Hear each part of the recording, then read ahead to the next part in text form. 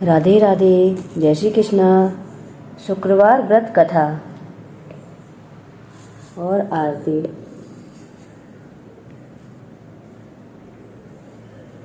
एक बुढ़िया थी, उसके 7 पुत्र थे, 6 कमाने वाले तथा एक निकम्मा था।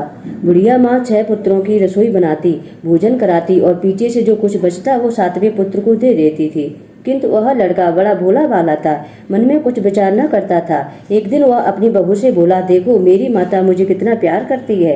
वह बोली, क्यों नहीं, सबका जूठा बचा हुआ तुमको खिलाती है। वह बोला, भला ऐसा भी कहीं हो सकता है? मैं जब तक आंखों से न देखूं मान नहीं सकता। बहू ने हंसकर कहा, तुम देख लोगे तब मानोगे। कुछ दिन बाद बड़ा त्योहार आया। घर में 7 प्रकार के भोजन और चूरमा के लड्डू बने। वह जांचने के लिए सिर दर्द का बहाना कर पतला कपड़ा सिर पर ओढ़कर रसोई घर में सो गया और कपड़े में से सब देखता रहा। 6 भाई आए, भोजन करने आए। उसने देखा माँ ने उनके लिए सुंदर सुंदर आसन बिछाए हैं, 7 प्रकार की रसोई परोसी है, वह आग्रह पूर्वक उन्हें खिला रही है। यह सब देखता रहा। 6 भाई भोजन करके उठे तब माता ने उनकी जूठी थालियों में से लड्डुओं के टुकड़ों को उठाया और एक लड्डू बनाया। जूठन साफ कर बुढ़िया माँ ने पुकारा, बेटा उठ। 6 भाई भोजन करके गए, अब तू ही बचा है, उठ, कब खाएगा खाना? वह उठकर कहने लगा, माँ मुझे भोजन नहीं करना, मैं परदेश जा रहा हूँ। माता ने कहा, कल जाता हो आज ही जा। वह बोला, हाँ हाँ आज ही जा रहा हूँ। यह कहकर वह घर से निकल गया। चलते समय बहू की याद आई। वह गौशाला में उपले थाप रही थी। वहीं जाकर उसने बोला, हम जावे परदेश को, आवेंगे कुछ काल, तुम रहियो संतोष से, धर्म आपनो पाल। वह बोली, जाओ पिया आनंद से, हमरू सोच हटाए, राम भरोसे हम रहें, ईश्वर तुम्हें सहाय। देख निशानी आपकी, देख धरू में धीर, सुध हमारी मत विसारियो, रखियो मन गंभीर। वह बोला, मेरे पास तो कुछ नहीं है, यह अंगूठी है सो ले लो और अपनी कुछ निशानी मुझे दे दो। वह बोली, मेरे पास क्या है, यह गोबर भरा हाथ है। यह कहकर उसकी पीठ पे गोबर के हाथ की थाप मार दी। वह चल दिया। चलते चलते दूर देश में पहुंचा। वहां पर एक साहूकार की दुकान थी। वहां जाकर वह कहने लगा, भाई मुझे नौकरी पर रख लो। साहूकार को जरूरत थी। बोला, रह जा। लड़के ने पूछा, तनख्वाह क्या दोगे? साहूकार ने कहा, काम देखकर दाम मिलेंगे। साहूकार की नौकरी मिली। वह सवेरे 7 बजे से 7 रात तक नौकरी बजाने लगा। कुछ दिनों में दुकान का सारा लेन देन, हिसाब किताब, ग्राहकों का माल बेचना, सारा काम करने लगा। साहूकार के 7-8 नौकर थे, वे सब चक्कर खाने लगे। वह तो बहुत होशियार बन गया है। सेठ ने भी उसका काम देखा और 3 महीने में उसे आधे मुनाफे का साझेदार बना लिया। वह 12 वर्ष में ही नामी सेठ बन गया और साहूकार सारा कारोबार उस पर छोड़कर बाहर चला गया। अब बहू पर क्या बीती वो सुनो। सास ससुर उसे दुख देने लगे। सारी गृहस्थी का काम कराकर उसे लकड़ी लेने वन में बेचते। इस बीच में घर की रोटियों के आटे से जो भूसी निकलती थी उसकी रोटी बनाकर रख दी जाती और फूटे नारियल के खोपड़े में पानी। इस तरह बीतते रहे। एक दिन वह लकड़ी लेने जा रही थी कि मार्ग में उसे बहुत सारी स्त्रियां संतोषी माता का व्रत करती दिखाई दी। वह वहां खड़ी हो कथा सुनकर बोली, बहनों यह तुम किस देवता का व्रत करते हो और इसके करने से क्या फल मिलता है? इस व्रत के करने से इस व्रत की क्या विधि है? यदि तुम मुझे व्रत का विधान मुझे समझाकर कहोगी तो मैं तुम्हारा एहसान मानूंगी। तब उनमें से एक स्त्री बोली, सुनो, यह संतोषी माता का व्रत है। इसके करने से निर्धनता दरिद्रता का नाश होता है और लक्ष्मी माँ आती हैं, मन की चिंताएं दूर होती हैं, घर में सुख होने का मन को प्रसन्नता और शांति मिलती है, निपुत्र को पुत्र मिलता है, प्रीतम बाहर गया हो तो शीघ्र लौट आ जाता है, कुंवारी कन्या को मन पसंद वर मिलता है, राजद्वारे में बहुत दिनों से मुकदमा चलता हो तो जो खत्म हो जाता है, सब प्रकार सुख शांति होती है, घर में धन जमा होता है, पैसा जायदाद का लाभ होता है, रोग दूर हो जाते हैं तथा और जो कुछ मन में कामना हो वे सब संतोषी माता की कृपा से पूरी हो जाती हैं। इसमें संदेह नहीं है। वह पूछने लगी, यह व्रत कैसे किया जाए, वह भी बताओ तो बड़ी कृपा होगी। स्त्री कहने लगी, 1.25 रुपए का गुड़ चना, इच्छा हो तो 5.25 रुपए का लेना, 11.25 रुपए का लेना, अर्थात सामर्थ्य अनुसार लेना, बिना परेशानी, श्रद्धा और प्रेम से जितना बन सके सभाया लेना। 1.25 रुपए से 5.25 रुपए तक, इससे भी ज्यादा शक्ति और भक्ति अनुसार लेना। हर शुक्रवार को निराहार रहकर संतोषी माता की कथा कहना सुनना, इसके बीच क्रम टूटे नहीं। लगातार नियम पालन करने से लगातार नियम पालन करना, सुनने वाला कोई न मिले तो घी का दीपक जला उसके आगे जल के पात्र को रखकर कथा कहना, किंतु नियम न टूटे तब कार्य सिद्ध न हो। नियम पालन करना और कार्य सिद्ध हो जाने पर ही व्रत का उद्यापन करना। 3 मास में माता फल पूरा करती है। यदि किसी के कूटे ग्रह हो तो माता 1 वर्ष में अवश्य कार्य को सिद्ध करती है। कार्य सिद्ध होने पर ही उद्यापन करना चाहिए, बीच में नहीं। उद्यापन में 2.5 सेर आटे का खाजा तथा इसी परिणाम से खीर तथा चने का साग करना, 8 लड़कों को भोजन कराना, जहाँ तक मिले देवर जेठ भाई बंधु कुटुंब के लड़के लेना, ना मिले तो रिश्तेदारों और पड़ोसियों के लड़के बुलाना, उन्हें भोजन कराना, यथाशक्ति दक्षिणा दे माता का नियम पूरा करना। उस दिन घर में कोई कटाई न खाए। यह सुनकर बुढ़िया की लड़के की बहू चल दी। मार्ग में लकड़ी के बोझ को बेच दिया और उन पैसों से गुड़ चना ले माता के व्रत की तैयारी कर आगे चली और सामने मंदिर देख पूछने लगी, यह मंदिर किसका है? सब कहने लगे, माँ संतोषी का मंदिर है। या सुन, माता के मंदिर में जा। माता के चरणों में लौटने लगी, दीन होकर विनती करने लगी, माँ मैं निपट मूर्ख हूँ, व्रत के नियम कुछ नहीं जानती, मैं बहुत दुखी हूँ। हे माता जगत जननी, मेरा दुख दूर करो, मैं तेरी शरण में हूँ। माता को उस पर दया आ गई। एक शुक्रवार बीता के दूसरे शुक्रवार को ही इसके पति का पत्र आया और तीसरे को उसका भेजा हुआ पैसा भी आ पहुंचा। यह देख जेठानी मुंह सिकोड़ने लगी, इतने दिनों में पैसा आया, इसमें क्या बड़ाई है? लड़के ताने देने लगे। काकी के पास अब पत्र आने लगे हैं, रुपया आने लगा है, अब तो काकी की खातिर बढ़ेगी, अब तो काकी बुलाने से भी नहीं बोलेगी। बेचारी सरलता से कहती है, भैया पत्र आवे रुपया आवे तो हम सबके लिए अच्छा है। ऐसा कहकर आंखों में आंसू भरकर संतोषी माता के मंदिर में मातेश्वरी के चरणों में गिरकर रोने लगी। माँ मैंने तुमसे पैसा नहीं मांगा, मुझे पैसे से क्या काम है, मुझे तो अपने सुहाग से काम है, मैं तो अपने स्वामी के दर्शन और सेवा मांगती हूँ। तब माता ने प्रसन्न होकर उससे कहा, जा बेटी तेरा स्वामी शीघ्र आ जाएगा। यह सुन खुशी से पावली हो वह घर में जा काम करने लगी। अब संतोषी माँ विचार करने लगी, इस भोली पुत्री से मैंने यह कह तो दिया है कि तेरा पति आ जाएगा, पर आएगा कहाँ से? वह तो स्वप्न में भी इसे याद नहीं करता, उसे याद दिलाने मुझे जाना पड़ेगा। इस तरह माता बुढ़िया के बेटे के पास स्वप्न में प्रकट हो गई और साहूकार के बेटे से बोली, सोता है या जागता है? वह बोला, माता सोता भी नहीं हूँ जागता भी नहीं हूँ, बीच में ही हूँ, कहो क्या आज्ञा है? माँ कहने लगी, तेरा घरवार कुछ है या नहीं? वह बोला, मेरा सब कुछ है माता, माँ बाप भाई बहन बहू, क्या कमी है? माँ बोली, भोले पुत्र तेरी स्त्री घोर कष्ट उठा रही है, माँ बाप उसे दुख दे रहे हैं, वह तेरे लिए तरस रही है, तू उसकी सुधि ले। वह बोला, हाँ माता यह तो मुझे मालूम है, किंतु मैं जाऊँ तो जाऊँ कैसे? परदेश की बात है, लेन देन का कोई हिसाब नहीं, कोई जाने का मार्ग दिखलाई नहीं पड़ता, कैसे चला जाऊं? माँ कहने लगी, मेरी बात मान, प्रातः नहा धोकर संतोषी माता का नाम ले, घी का दीपक जला, दंडवत कर, दुकान पर जा बैठना और देखते देखते तेरा लेन देन सब चुक जाएगा, जमा माल बिक जाएगा, सांझ होते होते धन का ढेर लग जाएगा। प्रातः बहुत जल्दी उठ उसने लोगों से अपने सपने की बात कही तो सब उसकी बात अनसुनी कर खिल्ली उड़ाने लगे। कहीं सपने भी सच होते हैं। एक बूढ़ा बोला, देख भाई मेरी बात मान, इस प्रकार सांच झूठ करने के बदले देवता ने जैसा कहा है वैसा ही करने में तेरा क्या जाता है? वह बूढ़े की बात मान, स्नान कर, माँ संतोषी को दंडवत कर, घी का दीपक जलाकर दुकान पर जा बैठा। थोड़ी देर में वह क्या देखता है कि देने वाले रुपया लाए और लेने वाले हिसाब लेने लगे। कोटे से भरे सामानों से खरीदार नकद दाम में सौदा करने लगे। शाम तक धन का ढेर लग गया। माता का चमत्कार देख प्रसन्न हो मन में माता का नाम ले घर ले जाने के निमित्त गहना कपड़ा खरीदने लगा। वहाँ के काम से निपट कर वह घर को रवाना हुआ। वहाँ बहू बेचारी वन में लकड़ी लेने जाती, लौटते वक्त माँ के मंदिर पर विश्राम करती। वह तो उसका रोजाना रुकने का स्थान था। दूर से धूल उड़ती देख वह माता से पूछती है, हे माता यह धूल कैसे उड़ रही है?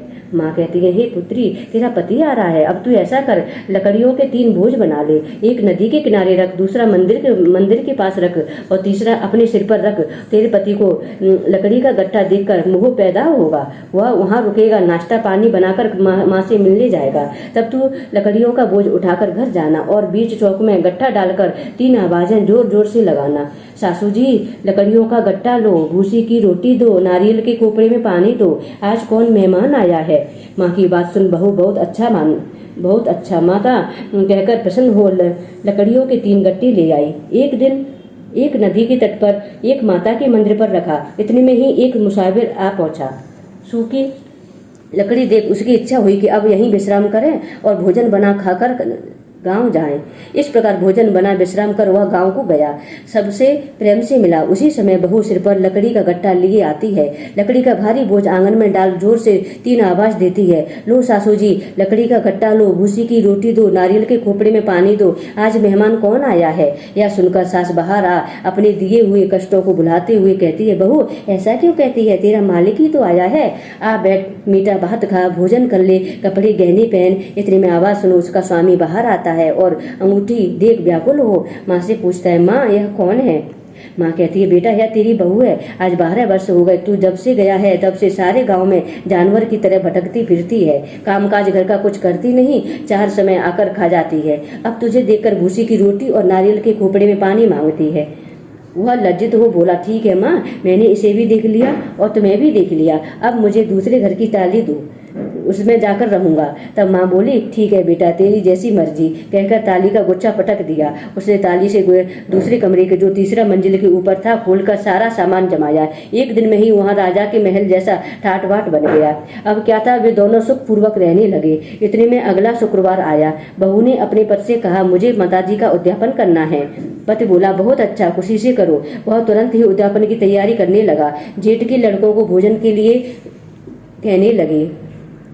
लड़के जब भोजन के लिए चले तो पीछे से जेठानी अपने बच्चों को सिखलाती है, देखो रे, भोजन के समय सब लोग कटाई मांगना, जिससे उसका उद्यापन पूरा ना हो पाए। लड़कों ने समझकर सिर हिलाया। फिर वह चाची के यहाँ भोजन करने के लिए चले गए। वहाँ उन्होंने खीर पेट भरकर खाई, किंतु याद आते ही कहने लगे, हमें कुछ खटाई दो, खीर खाना हमें बाता नहीं, देखकर अरुचि होती है।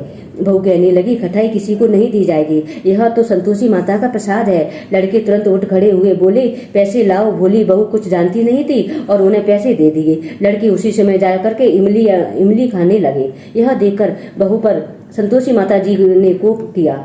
राजा के दूत उसके पति को पकड़कर ले गए। जेठ जेठानी मनमाने कोठे वचन कहने लगे, लूट लूट कर धन इकट्ठा कर लाया है, सो राजा के दूत पकड़कर ले गए। अब जब मालूम पड़ जाएगा तब जेल की हवा खाएगा। बहू से यह वचन सहन नहीं हुए। वह रोती रोती माता के मंदिर में गई। हे माता, तुमने यह क्या किया, असाकर अब क्यों रुलाने लगी। पहले सुख दिया और अब छीन लिया। माता बोली, पुत्री, तूने उद्यापन करके मेरा व्रत भंग किया है, इतनी जल्दी सब बातें भुला दी। वह रोते हुए कहने लगी, माता भूली तो नहीं हूँ, न मैंने कुछ अपराध किया है, मुझे तो लड़कों ने भूल में डाल दिया था, मैंने भूल से उन्हें पैसे दे दिए, मुझे क्षमा कर दो माँ। माँ बोली, ऐसी भी कई भूल होती है। वह बोली, माँ मुझे माफ कर दो, मैं फिर तुम्हारा उद्यापन करूंगी। माँ बोली, अब तो भूल मत करना। वह बोली, अब न करूंगी माँ, अब बदलाव वह कैसे आवेंगे। माँ बोली, जा पुत्री, तेरा पति तुझे मार्ग में ही मिलेगा। वह घर को चली। सामने से उसे पति आता मिला। उसने पूछा, तुम कहाँ गए थे। वह कहने लगा, इतना धन कमाया था, उसका टैक्स राजा ने मांगा था, वह भरने गया था। वह प्रसन्न हो बोली, भला हुआ, अब घर चलो। कुछ दिन बाद फिर शुक्रवार आया। वह बोली, मुझे माता का उद्यापन करना है। पति ने कहा, करो। जब उद्यापन की सब तैयारी हो गई तो वह फिर जेठ के लड़कों को भोजन के लिए कहने गई। जेठानी ने तो 1-2 बातें सुनाई और लड़कों को सिखा दिया कि तुम पहले ही कटाई मांगना। 7वीं बेटी की पत्नी ने जैसे ही उनके सामने भोजन परोसा, वह लड़के कहने लगे, हमें खीर खाना नहीं भाता, जीभ करता है, पहले कुछ कटाई खाने को दो। वह बोली, खटाई खाने को नहीं मिलेगी, भोजन करना है तो करो, नहीं तो जाओ। लड़के भाग खड़े हुए। तब वह ब्राह्मणों के लड़कों को लाकर भोजन कराने लगी। यथाशक्ति दक्षिणा की जगह एक एक फल उन्हें दिया। इससे संतोषी माता प्रसन्न हुई। माता की कृपा होते ही 9वें मास उसको चंद्रमा के मास समान सुंदर पुत्र प्राप्त हुआ। पुत्र को लेकर वह प्रतिदिन माता जी के मंदिर में जाने लगी। माँ ने सोचा, यह रोज आती है, आज क्यों ना मैं इसके घर चलूं, इसका आसरा देखूं तो सही। यह विचार कर माता ने भयानक रूप बना लिया। गुड़ और चने से सना मुख, ऊपर सूंड के समान होठ, उस पर मक्खियां भिन भिना रही थी। दहलीज में पांव रखते ही उसकी सास चिल्लाई, देखो रे, कोई चुड़ैल डाकिन भीतर चली आ रही है। लड़कों इसे भगाओ, नहीं तो किसी को खा जाएगी।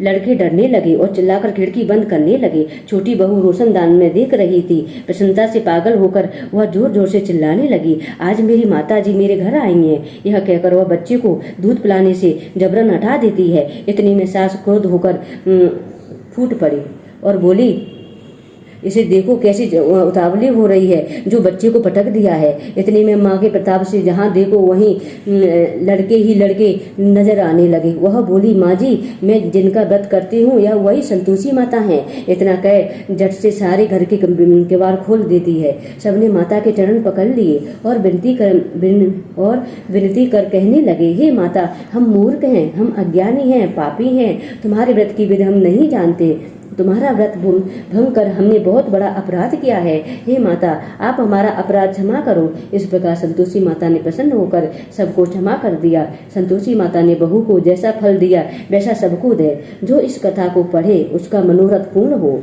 बोलो संतोषी माता की जय। संतोषी माता की आरती। जय संतोषी माता मैया, जय संतोषी माता। अपने सेवक जन को सुख संपत्ति दाता मैया, जय संतोषी माता। सुंदर चीर सुनहरी माँ धारण कीनो, हीरा पन्ना दम के तन सिंगार कीनो, जय संतोषी माता। गेरू लाल छटा छवि बदन कमल सोहे, मंद हसत करुणा मैत्रोवन मन मोहे, जय संतोषी माता। स्वर्ग सिंहासन बैठी चवर ढुरे प्यारे, धूप दीप ने बेदी मधुमेवा भोग धरे न्यारे, जय संतोषी माता। गुड़ और चना परम प्रियता में संतोष कियो, संतोषी कहलाई भक्तन वैभव दियो, जय संतोषी माता। शुक्रवार प्रिय मानत आज दिवस सोही, भक्त मंडली आई कथा सुनत मोही, ओम जय संतोषी माता। मंदिर जगमग ज्योति मंगल ध्वनि छाई, विनय करे हम बालक चरणन सिर नाई, जय संतोषी माता। भक्ति भावमय पूजा अंगीकृत कीजे, जो मन बसे हमारे इच्छा फल दीजे, जय संतोषी माता। दुखी दरिद्री रोगी संकट मुक्त किए, बहु धन धान्य भरे घर सुख सौभाग्य दिए, जय संतोषी माता। ध्यान धरे जो नर तेरो मन वांछित फल पायो, पूजा कथा श्रवण कर घर आनंद आयो, जय संतोषी माता। शरण गहे की लज्जा रखियो जगदम्बे, संकट तू ही निवारे दयामयी माँ अम्बे, ओम जय संतोषी माता।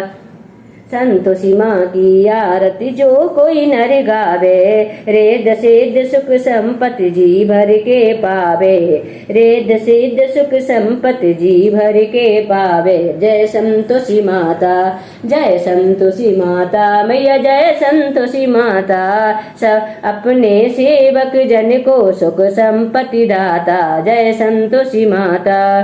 बोलो संतोषी माता की जय। माँ खांड वाली की जय। जगत जननी माँ पार्वती की जय।